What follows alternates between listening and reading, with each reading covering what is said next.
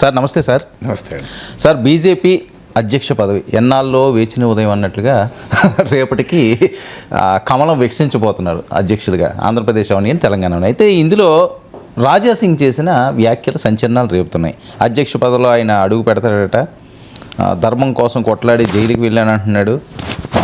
ఆయన మాట్లాడిన మాటలు సోషల్ మీడియాలో హల్చల్ చేస్తున్న నేపథ్యం. బీజేపీ అధ్యక్ష పదవికి సంబంధించి ఈ రకంగా చూడండి సార్ ఈ ఎన్నికని. అంటే రాజా సింగ్ అన్నది నేను కూడా చూశాను. మనం మీకు కూడా ఉందా? బయట విందాం సార్, బయట ప్లే చేయండి. భారతీయ జనతా పార్టీ కాషాయం పార్టీ, భారతీయ జనతా పార్టీ హిందుత్వ పార్టీ. యోగి ఆదిత్యనాథ్ గారు ఈ స్టైల్లో మేము పోతాం ఒకవేళ మా గవర్నమెంట్ తెలంగాణలో వస్తే. యోగి ఆదిత్యనాథ్ గారు పేరు వింటే అక్కడ గుండెలు కానీ, దొంగలు కానీ, రౌడీలు కానీ, దోపిడీ చేసేవాళ్ళు కానీ యూపీ ఇడిసి వేరే స్టేట్కి ముఖం మారుతున్నారు, అడ్రస్ మారుకుంటున్నారు.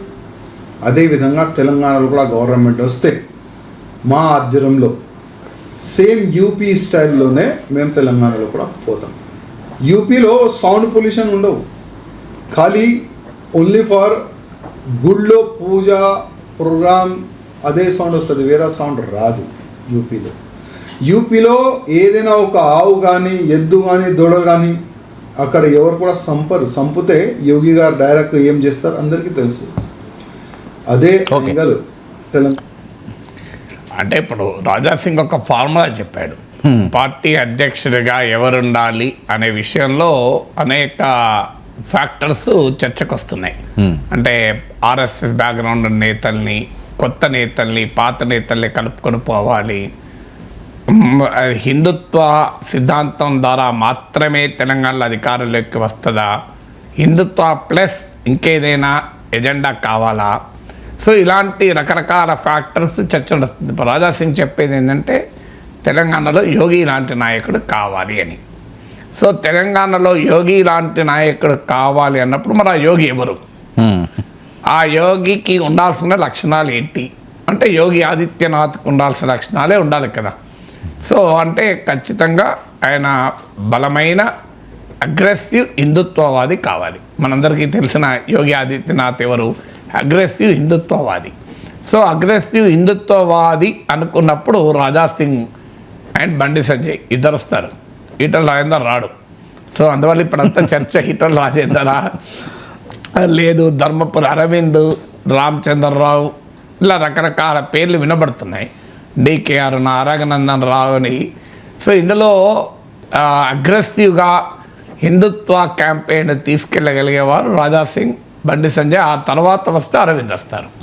కానీ మీకు ఈటల రాజేందర్ రాడు. అంటే మరి రాజా సింగ్ ఈటలను ఎక్స్క్లూడ్ చేయమని చెప్తున్నాడా?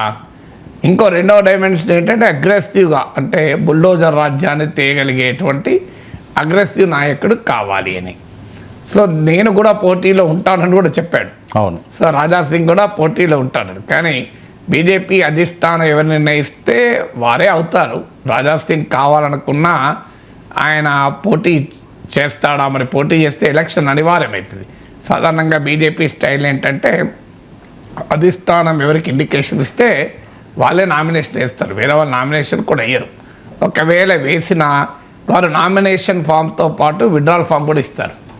సో అందువల్ల ఓవరాల్గా చూసుకున్నప్పుడు మరి ఏ రకమైనటువంటి ఎలక్షన్కు దారి తీస్తుందా రాజా సింగ్ కనుక పట్టుబడితే అని. బట్ రాజా సింగ్ పట్టుబడతాడా అనేది కూడా క్వశ్చన్ మార్కే. సో అందువల్ల ఒకటి రాజా సింగ్ వ్యాఖ్యలు ఏం తెలియజేస్తుందంటే still all is not well in BJP Telangana. Telangana బీజేపీలో ఐక్యత లేదు, అనేక గ్రూపుల మధ్య ఘర్షణ ఉంది. రేపు ఎవరు అధ్యక్షుడైనా ఈ అన్ని గ్రూపుల్ని కలుపుకొని పార్టీని ఏకదాటి పైన నిలిపి ప్రిన్సిపల్ అపోజిషన్ స్పేస్లో బీఆర్ఎస్ కన్నా చురుగ్గా నిలబడుతుందా అనేది క్వశ్చన్ మార్కే. వాస్తవంగా లోక్సభ ఎన్నికల్లో 35% ఓటింగ్ వచ్చింది, బీఆర్ఎస్ ఓటింగ్ 17% పడిపోయింది. అందువల్ల లోక్సభ ఎన్నికల తర్వాత ఈ 1 year పీరియడ్లో క్లియర్గా బీజేపీకి అప్పర్ హ్యాండ్ వచ్చింది. కానీ ఈ 1 yearలో బీజేపీ అప్పర్ హ్యాండ్ను చేజార్చుకుంది. మీకు 2 సందర్భాల్లో అవకాశం వచ్చి కూడా బీజేపీ తెలంగాణలో అవకాశం అంటే అధికారంలోకి వస్తుంది అని నేనేం అనడం లేదు, బట్ అధికారం కొరకు పోటీ పడే అవకాశం అయితే వచ్చింది. ఒకటి 2023 ఎలక్షన్స్కి ముందు కాంగ్రెస్ ఇంకా బలహీనంగా ఉన్న సమయంలో కాంగ్రెస్లో రేవంత్ ఫినమనన్ పూర్తి స్థాయిలో ఆవిష్కృతం కానప్పుడు దుబ్బాక, హుజూరాబాద్, జిహెచ్ఎంసీ ఎన్నికల సమయంలో బీజేపీ ఉప ఎన్నికల్లో బీఆర్ఎస్ను కూడా ఓడించి గెలవడం, బీఆర్ఎస్ సిట్టింగ్ సీట్లు గెలుచుకోవడం దుబ్బాకలో, హుజూరాబాద్లో, అలాగే మీకు జిహెచ్ఎంసీలో బీఆర్ఎస్ను భారీగా దెబ్బతీసింది బీజేపీ. కాంగ్రెస్ ఏమో తన సిట్టింగ్ సీటు హుజూర్ నగర్ కోల్పోయింది, మీకు జానారెడ్డి నాగార్జున సాగర్లో ఓడిపోయారు. ఆ కాంటెస్ట్లో బీజేపీకి ఒక్కసారి బ్రహ్మాండమైన అవకాశం వచ్చినప్పుడు ఒక దశలో బీఆర్ఎస్కు ప్రత్యామ్నాయం బీజేపీయే, కేసీఆర్ను ఓడించగలిగే శక్తి బీజేపీకే ఉంది, కాంగ్రెస్ ఇక లేవదు అని ఒక బలమైన పబ్లిక్ ఒపీనియన్ క్రియేట్ అవుతున్న సమయంలో హైకమాండ్ తీసుకున్న ఒక నిర్ణయం బండి సంజయ్ని అర్ధాంతరంగా మార్చడం. ఆయన టర్మ్ అయిపోయినప్పుడు మార్చి ఉంటే కూడా ఆ రాంగ్ సిగ్నల్ పోయేది కాదు. టర్మ్ అయిపోయినాక కూడా ఆయనను కొనసాగించారు.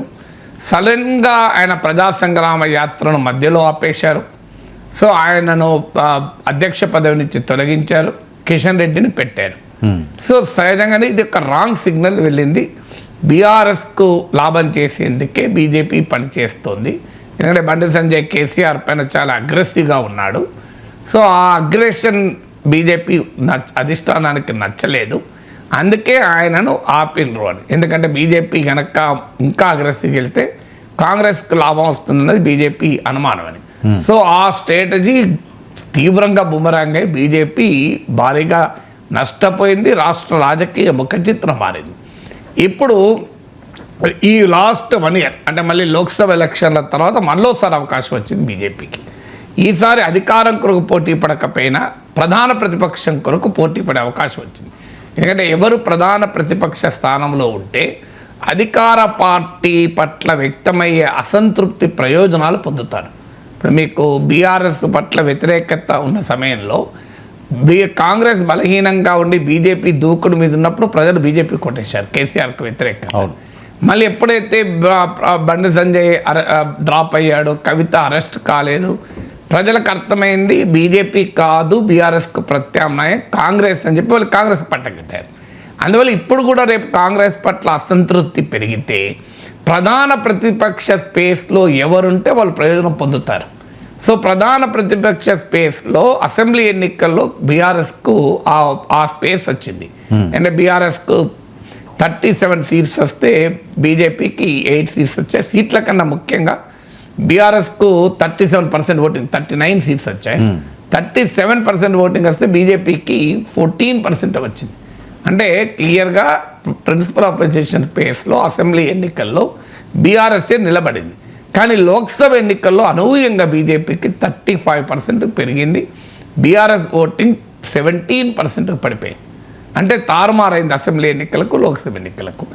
అది వాస్తవంగా true picture of Telangana politics కాదు. ఎందుకంటే లోక్సభ ఎన్నికల వచ్చే వరకు దేశ రాజకీయాల ప్రభావం ఉంటుంది, మోడీ ప్రభావం ఉంటుంది. కనుక పార్లమెంట్ ఎన్నికల్లో గతంలో కూడా 2018తో పోలిస్తే 2019లో కూడా బీజేపీకి మంచి పర్ఫార్మెన్స్. 2018లో ఒక్క ఎమ్మెల్యే గెలిస్తే 2019 లోక్సభ ఎలక్షన్ 4 గెలిచారు.